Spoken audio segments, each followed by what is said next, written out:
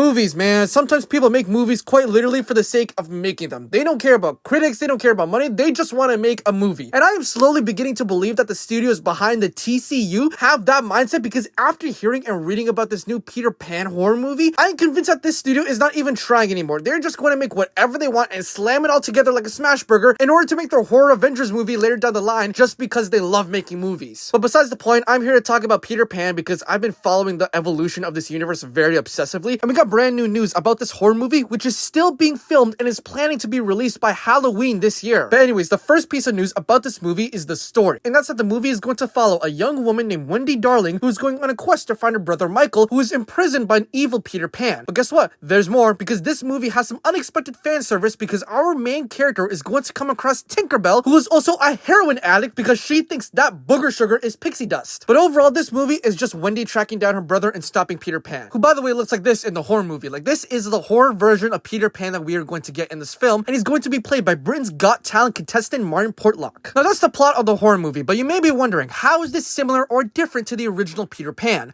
Well, long story short, the original story for Peter Pan is about a young antagonistic kid who lives in Neverland and is also the silly goober who cut off Captain Hook's hand and also has the power to fly and always stay young. Now, the horror movie, Peter is an adult and has a scar on his face, but hopefully he still has that boastful and egotistical personality that he's always had. Now, in terms of Wendy Darling, she's the woman who's Peter Pan's best friend and is the sister and loyal protector of her brothers, which, you know, fair enough, I see the similarity. But then you have Tinkerbell, who is a fairy that is also Peter's best friend but gets jealous anytime Peter gives attention to Wendy. And in this movie, she is anything but a lovable fairy, because obviously she's taking some of that flounder powder. But overall, I don't care how many changes they make to the characters, I just want two things. One, acknowledge the world that you came from by integrating it into the story, and two, just make a good story. Like, I really hope this is good, and apparently that's a bigger ask than asking the American government to help homeless people, because I don't think that's ever going to happen. Like, the director doesn't even have a Wikipedia page, and one of the writers just makes wacko movies. Like, what the hell is Freddy's Fridays or Fire NATO? But I am curious as to how this universe will play out, because I think the open domain concept is funny, and the studio has the money to make these movies, so I don't see the harm in watching all this play out. But I beg,